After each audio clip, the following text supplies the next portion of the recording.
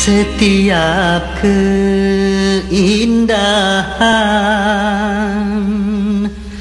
perhiasan dunia hanya istri saleha, perhiasan terindah.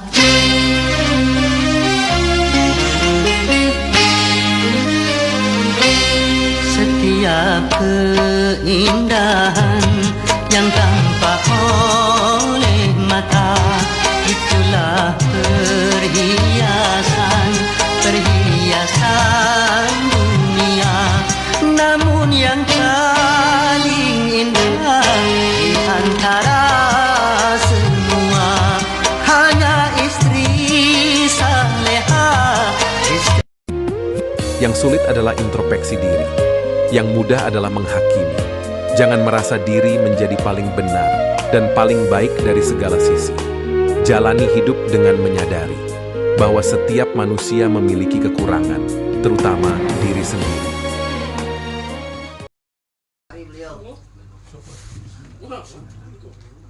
Ajastuka bi imamatin kama ajazani ustazi Syekh Haji Abra Dahlan. Qabiltu barakallahu fiik. Dan jadi pas sampai ini sebenarnya halus benar lain yang pecah dulu makan dulu jadi ini halusan. Tapi ya nanti ijazahnya Abu Musa Al-Asy'ari sahabat Rasulullah mengulangi sahabat terus lanjut sampai kepada si Yasin. Si Yasin Al-Qadani, guru Abra Dahlan, guru Bahrul Jami. Qabiltu jadah alhamdulillah.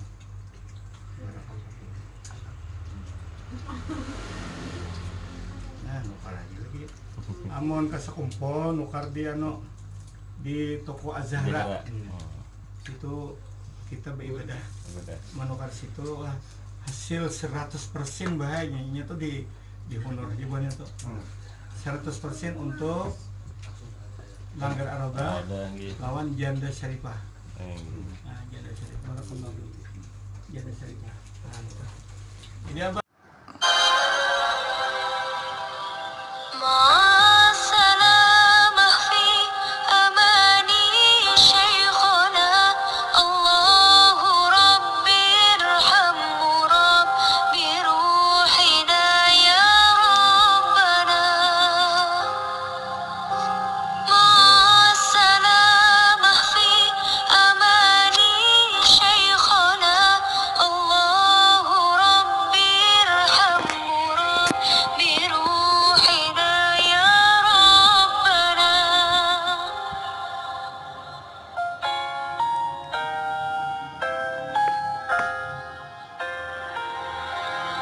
Berikut ini sebuah nasihat yang sangat indah yang disampaikan oleh Al-Imam Ibnu Jauzi dalam kitab beliau Saidul Khatir, yang mana Syekh Ali At-Tantawi pernah berkata tentang nasihat ini, "Aku telah membaca buku selama 70 tahun dan aku tidak mendapatkan sesuatu yang lebih indah dari hikmah dan untaian nasihat melebihi dari apa yang dikatakan oleh Imam Ibnu Jauzi berikut ini.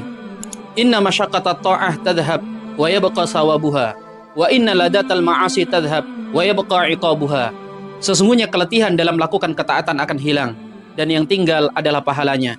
Demikian juga kenikmatan dalam kemaksiatan juga akan hilang, dan yang tersisa adalah dosanya. Kun ma'allahi wa la tubali, wa mudda yadaika fi dhulumatil layali wa qul. Selalulah untuk membersamai Allah, dan jangan pedulikan apa kata orang tentang dirimu. Bentangkan tanganmu di malam hari untuk bermunajat kepadanya, dan katakanlah, Ya Rabbi ma tabatid dunya illa bi dzikrika, walal akhiratu illa bi afika, walal jannatu illa bi ru'yatika. Ya Rabbi, tidak ada kebaikan di dunia ini kecuali dengan mengingat dirimu, dan tidaklah indah akhirat itu kecuali dengan adanya ampunanmu, dan tidak sempurna kebahagiaan di dalam surgamu itu kecuali dengan melihat dirimu. Nabi didesain salah, bukan salah, didesain salah, sehingga itu melahirkan hukum fikih. Nabi itu pernah sholat duhur, itu di riwayat Bukhari hanya 2 rakaat. Setelah itu pulang sampai pintu gerbang mau sampai dalam, sahabat yang kayak kita-kita ini senangnya bukan main, karena ini revisi hukum dari 4 menjadi 2. Senangnya minta ampun. Yang kayak saya lah, termasuk jenengan semua. Terus kemudian sahabat yang akabir sahabat karena beretika gak berani negur, gak berani tanya. Tapi ada sahabat namanya Dzul Yadain. Maksudnya menjelaskan dikatakan Pak Quraisy, yang dilakukan Nabi pun ada yang tidak dari wahyu, dan itu bisa dengan arti desain Allah salah untuk syariat. Akhirnya Nabi ditegur sama Dzulyaden, aku siroti sholatu amnasita ya Rasulullah, apa ini sholat sekarang jadi dua, apa memang kau lupa? Nabi masih menjawab kullu dzalika lam yakun, itu semua agak terjadi. Nabi kembali tanya semua sahabat, ahakun maqalahu Dzulyaden, apa benar yang dikatakan Dzulyaden? Semuanya bilang benar, tadi engkau sholat hanya 2 rakaat. Terus Nabi takbir lagi menambahkan 2 rakaat. Makanya terkenal di kalangan ahli tafsir, Nabi ngendikan ma kuntu ansa walakin unassa li as-sunnah. Saya ini tidak pernah lupa, tapi didesain Allah lupa supaya orang tahu kalau sholat lupa itu kayak apa. Alhamdulillah kita sering lupa, jadi ya. Kedua itu peristiwa Nabi itu mau sholat, sudah mau takbir, sudah di mihrab. Kata Nabi, makanakum, kamu diam di sini aja. Nabi pulang, setelah kembali ke masjid atau musola, yakturu ra'suhu ma'an, kelihatan habis mandi junub.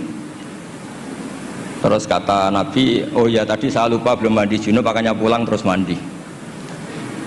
Kata banyak kiai itu, kalau kita tidak akan Gus lupa itu. Ya lupa itu, maksudnya lupa mandinya apa lupa junubnya tidak tahu. Kata kiai yang bela Nabi itu nunjukkan Nabi itu mesra, mau sholat saja masih dapat jatah katanya. Nah kalau kiai kan tidak mesra, makanya tidak ngalami itu kan. Tapi intinya Nabi itu manusiawi sekali, dia pernah lupa sudah di. Itu kalau yang melakukan Pak Rektor mesti mikir apa ya semua gitu. Pak Rektor sholat zuhur 2 rakaat pasti mikir apa toh nanti lali kan gitu. Sebetulnya itu meraktekkan sunnah Rasul tadi benar.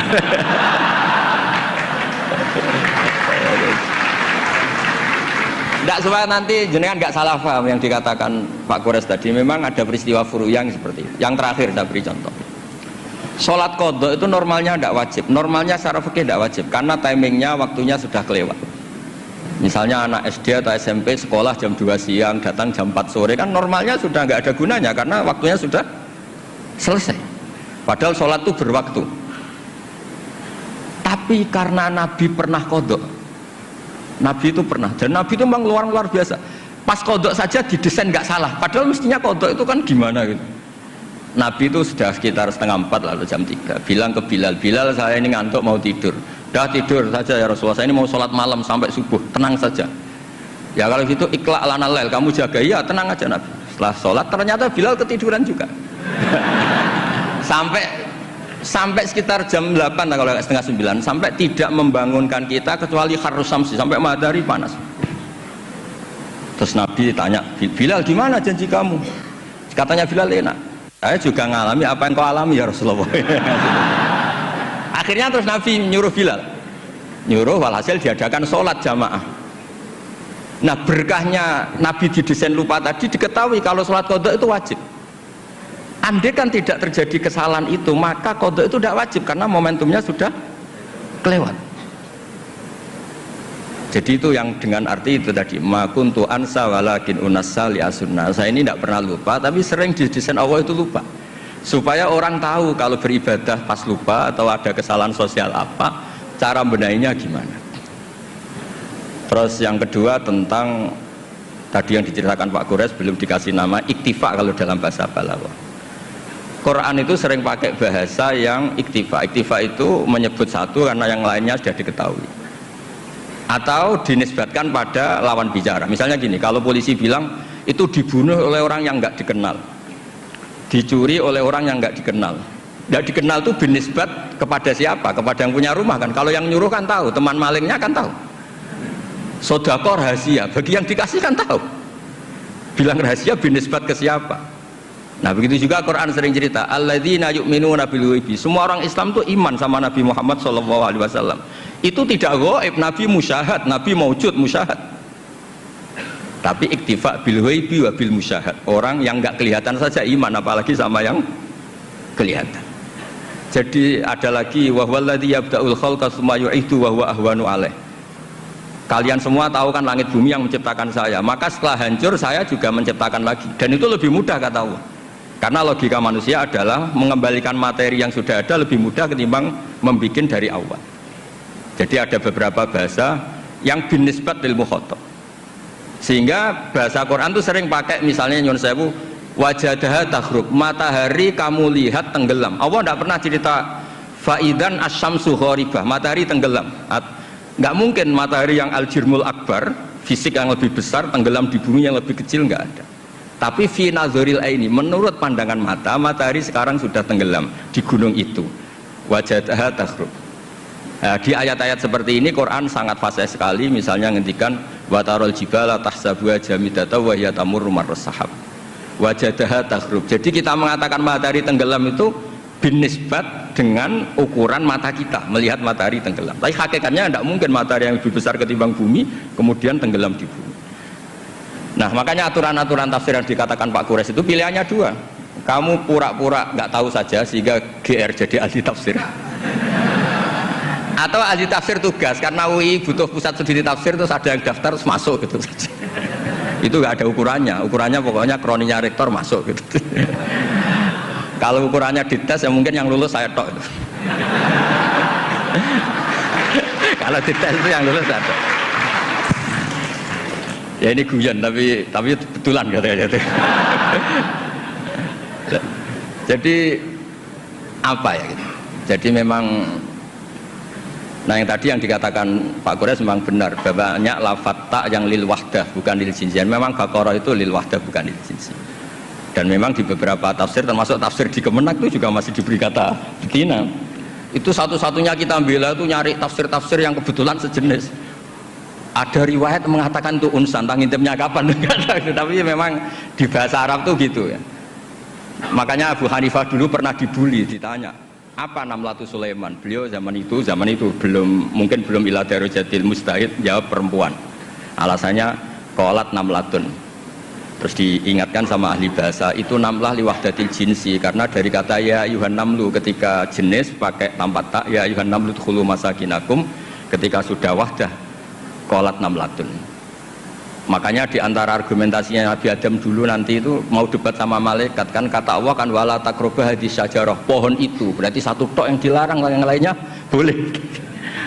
Jadi itu masalah-masalah yang setidaknya karena Anda dengar dari Pak Quraisy, dari saya, setidaknya bertobat lah. Kalau tidak ahlinya ya jangan ikut gitu. Itu aja berkahnya mengerti, kalau tidak mengerti itu ya itu. Jadi ya bertobat, kalau tobatnya diterima ya alhamdulillah, kalau enggak ya berharap diterima kapan-kapan. Nggih, nanti ini Pak Rektor biar ini di struktur UI itu atasan saya, tapi beliau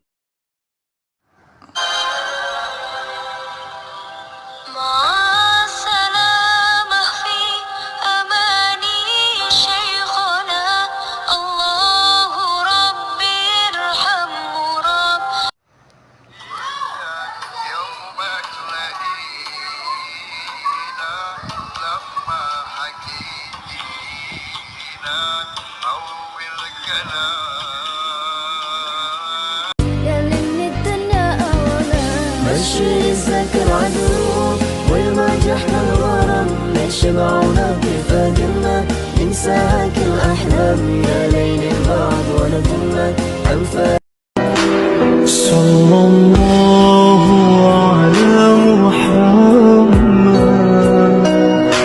صلى الله عليه.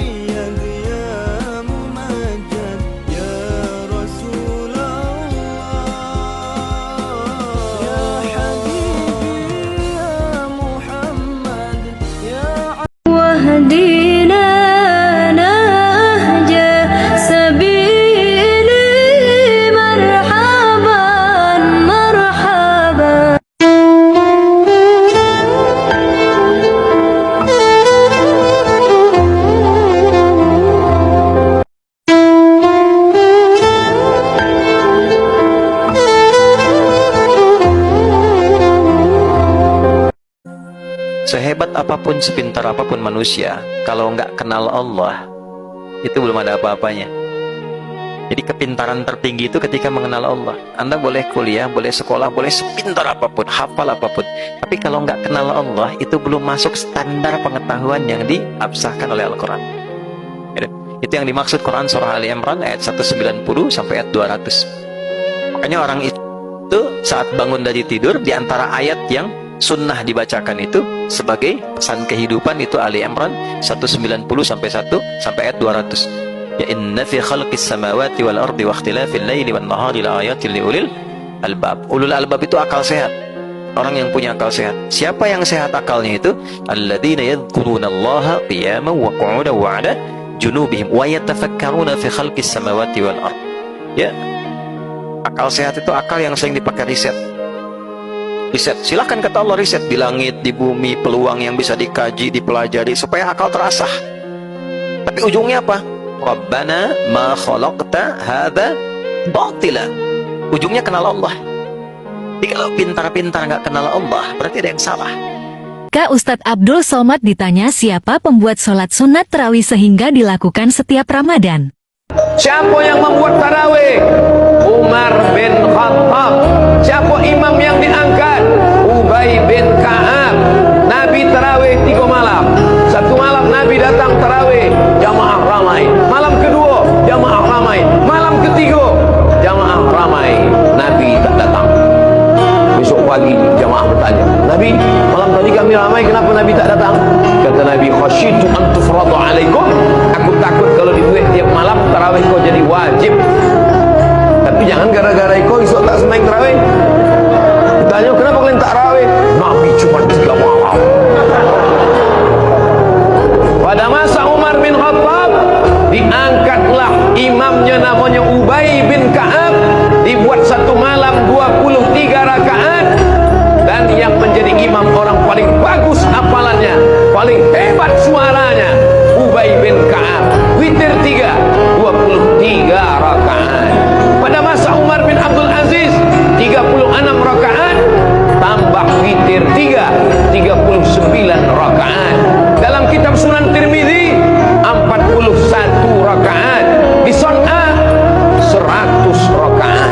Di Maroko saya mengalami sendiri, menengok dengan mata kepala di Maroko, malam 27 Ramadan tidak hitung rakaat, dari Isya sampai subuh tarawih non-stop. Tapi imam ganti-ganti. Kalau dia meninggal. Kenapa disebut dengan tarawih? Tarawih artinya istirahat. 1 kali istirahat tarwihah, 2 kali istirahat tarwihatani, 3 kali istirahat tarawih. Tarwihah, tarwihah, tarwihah, tarawih. Kenapa duduk istirahat? Duduk istirahat karena ayatnya panjang. Setelah ayat panjang kaki kesemutan, duduk istirahat. Ada 6 ciri perempuan yang tidak dilayak dijadikan istri atau dinikahi. Pertama adalah annanah, perempuan yang banyak mengeluh, berkeluh kesah, tidak pernah bersyukur, dan selalu tidak pernah cukup dengan apa yang dia miliki. Yang kedua itu adalah mannanah, perempuan yang seringkali mengungkit kesalahan suami, mengungkit hal-hal yang tidak dia rasa itu menyenangkan dirinya, jadi seringkali mengungkit. Dan yang ketiga adalah hannanah, perempuan yang sering membayangkan pasangan orang lain atau tidak setia lah secara hati, pandangan, itu seringkali membandingkan suaminya dengan laki-laki lain. Yang keempat adalah cirinya perempuan itu disebut dengan haddaqah. Haddaqah ini adalah perempuan yang seringkali menuntut berlebihan kepada suaminya karena dia tidak pernah bersyukur dan selalu ingin hal-hal baru yang menurut dia itu harus dicapai, sehingga walaupun dia tahu suaminya itu tidak mampu untuk membelikannya atau memenuhinya, tapi selalu menuntut dengan tuntutan yang memberatkan pasangannya. Kemudian yang kelima adalah barokah. Barokah ini adalah perempuan yang sering bersolek, bertabaruj, mencari perhatian orang lain apalagi di luar rumah selain suaminya. Dan yang keenam itu adalah syaddaqah. Syaddaqah ini adalah perempuan yang cerewet, yang tidak bisa menjaga ucapannya, yang ucapannya itu selalu keluar kata-kata buruk dan menjadi doa buruk buat pasangan ataupun anak-anaknya. Maka ini adalah 6 ciri perempuan yang harus dihindari. Mudah-mudahan kita sebagai perempuan juga bisa menghindari 6 hal tersebut, karena Syekh Maimun Zubair mengatakan kalau kita pengen punya anak yang solih-solihah, salah satu tiang atau paku induknya itu berpusat di seorang ibu. Jadi kalau pengen punya anak soleh, carilah ibu yang solihah dan carilah perempuan yang tidak begitu cinta terhadap dunia. Karena kalau kita menikah dengan perempuan yang sangat cinta terhadap dunia, maka anak-anak kita juga akan cinta kepada dunia dan lupa kepada akhirat.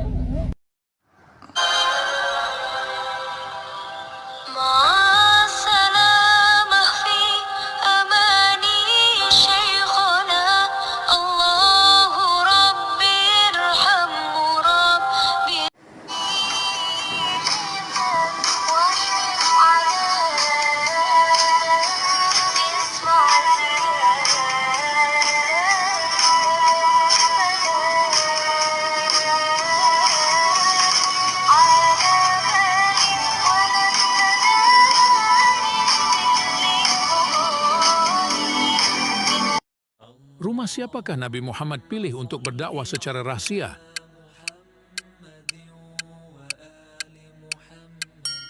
Jawabannya B. Al-Arqam bin Abi Al-Arqam. Nabi manakah yang boleh berbicara sewaktu masih bayi?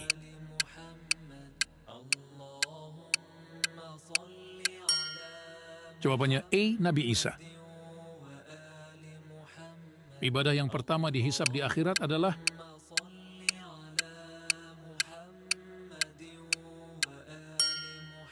jawabannya C. Solat. Apakah maksud surah Al-Fatihah?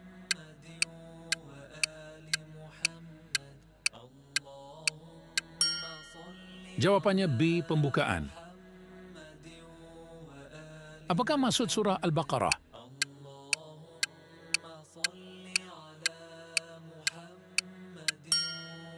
Jawabannya C. Lembu betina.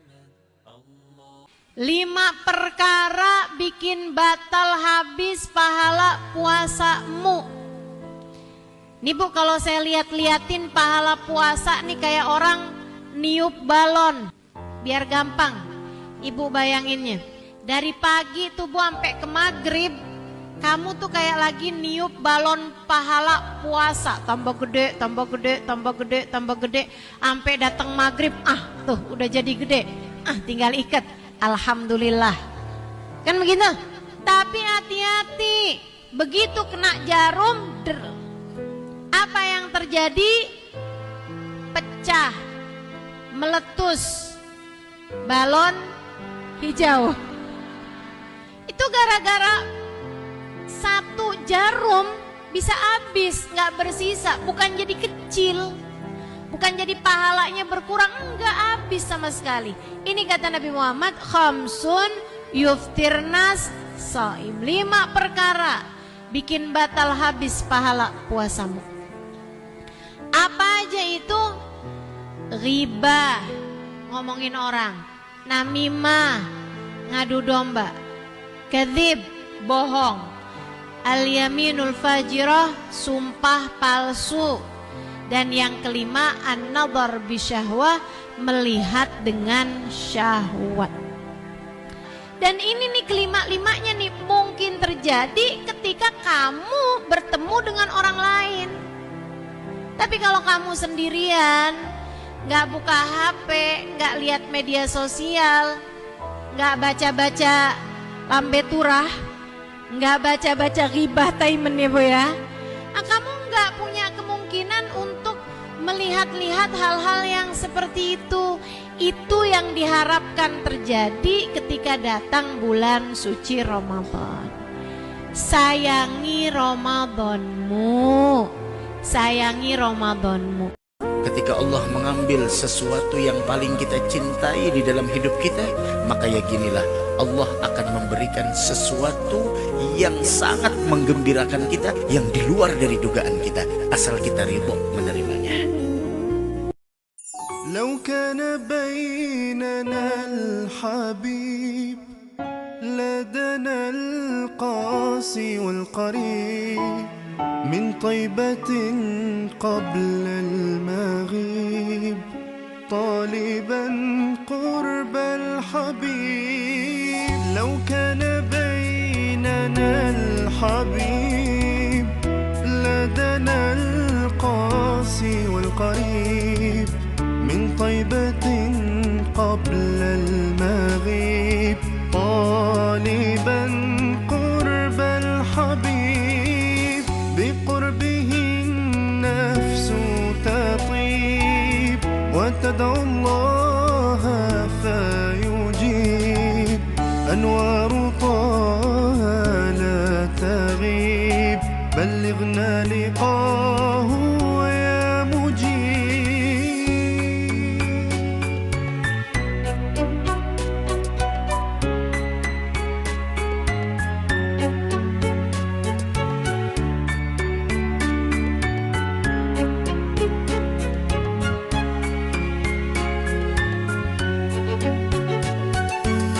هداك الكون الرحيم رحمة الهادي القريب حديثك النهر العذيب جوارك الغصن الرطيب.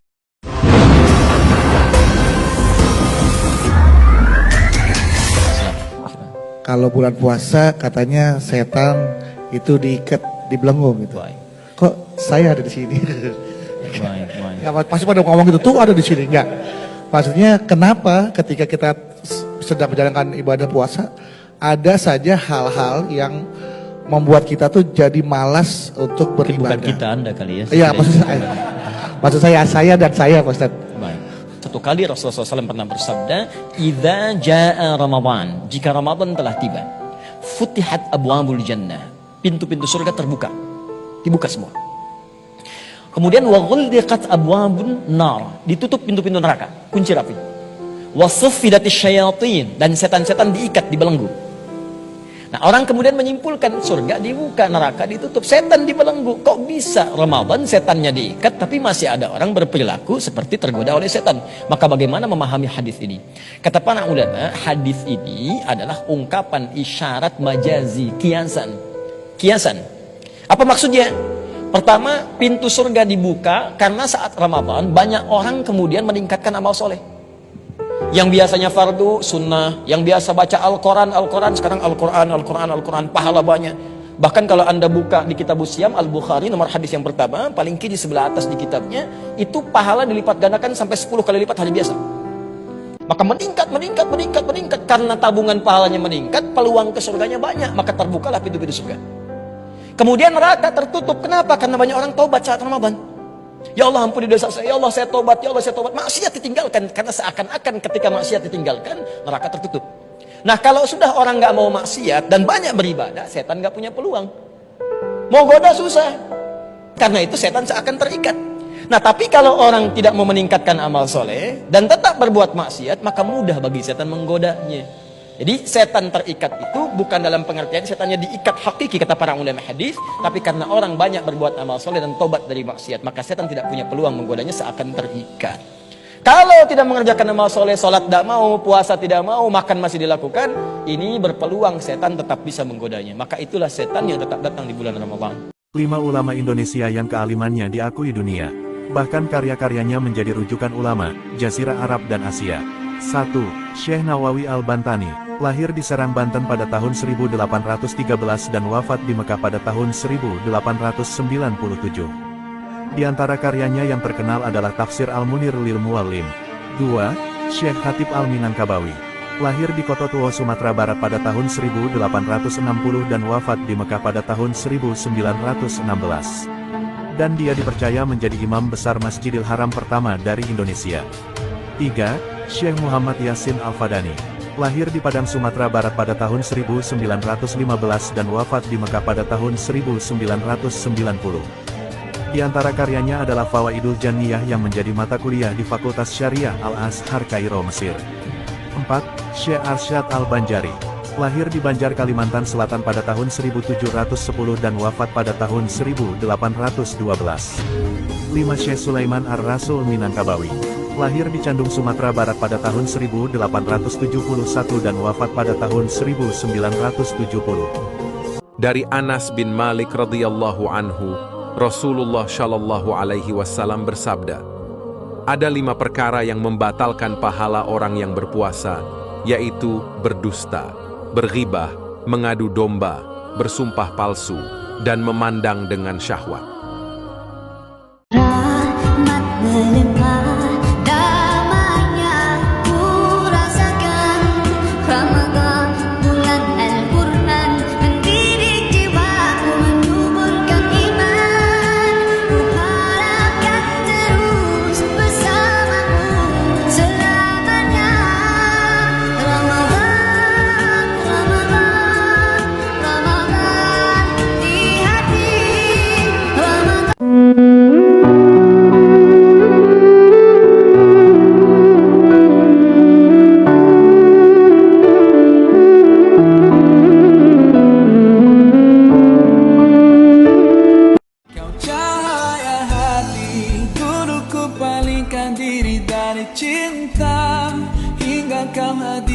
Segalanya.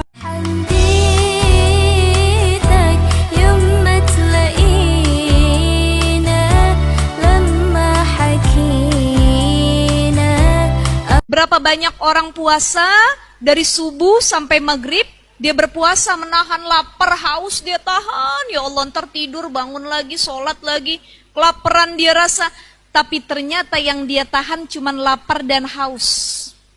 Kenapa? Pahala puasanya sudah hilang. Isinya selama 1 hari walaupun dia nahan makan dan minum, tapi dia ngomongin orang, gibahin orang, ya, nyari-nyari kesalahan orang lain, berkata kotor. Mohon maaf, hati-hati ibu-ibu sekalian, lagi puasa ngomongin yang vulgar dan kotor itu pun batal pahala puasa. Bukan puasanya, pahala puasa. Ibu, suami libur, lagi bulan Ramadan, ngobrol sama suami. Tiba-tiba yang diobrolin tentang masalah-masalah vulgar. Ya nanti kalau udah maghrib ya. Maghrib gitu. Iya, emang kenapa kalau udah maghrib? Iya pokoknya begitu ya Yahya. Yang diomongin macem-macem dan sampai masuk dalam kategori pembahasan suami istri yang harusnya nggak dibahas gitu. Ketika puasa itu dapat membatalkan pahala puasa. Ya. Jadi ini harus hati-hati, jangan sampai kebablasan. Apalagi ngomongin orang lagi puasa, enak apa enggak? Benar. Ketemu di majelis ta'lim nih, di majelis Rumil. Ya, Masya Allah, ada aja kesalahan orang lain yang nampak di hadapan kita. Padahal kita lagi puasa, itu membatalkan pahala puasa secara pahala. Tapi tidak secara zohir. Dari Abu Hurairah juga diriwayatkan baginda Nabi SAW bersabda, "Rubba sha'imin laisa lahu min siyamihi ilal ju'." Dalam riwayat ilal ju' wal 'atas. "Rubba qaimin laisa lahu min qiyami ila sahar." Alangkah banyaknya orang berpuasa tidak ia dapatkan kecuali hanya lapar. Dalam riwayat lapar dan dahaga. Dan alangkah banyaknya orang yang bangun di tengah malam yang ia dapat hanya capeknya begadang. Kenapa? Dia melakukan itu semua adalah dibarengi dengan kemaksiatan yang menghabiskan pahala. Jadi sebagian orang tidak sadar bahwasanya kadang melakukan kebaikan dibarengi dengan kemaksiatan. Harapannya adalah diterima kebaikannya. Tapi kemaksiatannya telah menghabiskan pahalanya. Dapat apa dia? Dapat dosa malahan. Maka dari itu dalam kita berpuasa, hendaknya kita bisa menghindarkan hal-hal yang menjadikan Allah murka. Seperti tadi menggunjing, mencaci, mengolok. Lesan kita jaga. Tidak mudah emosi. Kita latih di bulan Ramadan sehingga nanti keluar dari bulan Ramadan kita juga tetap dalam keadaan normal. Tidak gampang terpengaruh dengan berita apapun yang sampai ke telinga kita. Sehingga kita tidak memberikan reaksi yang negatif terhadap.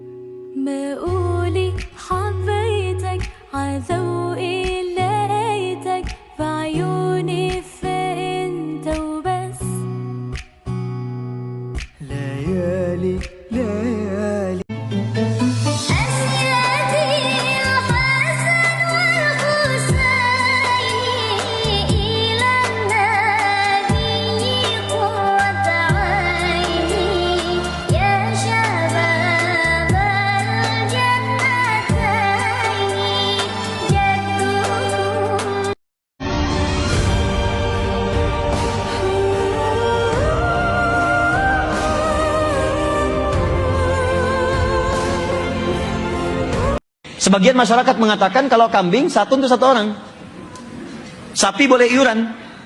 Maaf, tidak semua untuk satu kambing itu tidak harus untuk ditujukan seorang, tidak. Boleh satu keluarga, misal satu kambing diniatkan untuk satu keluarga, boleh. Ya, jadi nggak usah kemudian diseling, ini tahun ini sebulan, tahun ini sebulan, tidak. Kalau anggarannya cukup untuk satu-satu, silakan satu-satu. Kalau satu itu tidak ada yang lain, yang ada cuma 2,5 juta, pengen beli kambing satu, boleh. Saya berkurban untuk satu keluarga. Dalilnya apa? Nabi mengatakan, Allahumma hadza min Muhammad wa ali Muhammad wa umat Muhammad. Ya Allah, tolong terima kurban saya dari Muhammad dan keluarga besar Muhammad, dan untuk umatnya Muhammad yang selama hidupnya nggak bisa kurban. Nabi Muhammad SAW, untuk umatku ya Allah, yang mungkin selama hidup dia nggak pernah kurban, Nabi mewakilinya. Itu luar biasa. Jika dunia tempatnya singgah, kehilangan harusnya tak membuatmu resah. Cobalah rakit rasa sakit dengan semangat bangkit. Belajarlah merawat pedihnya luka dengan memetik hikmah. Terkadang, suatu hal yang lebih baik dimulai setelah pamit.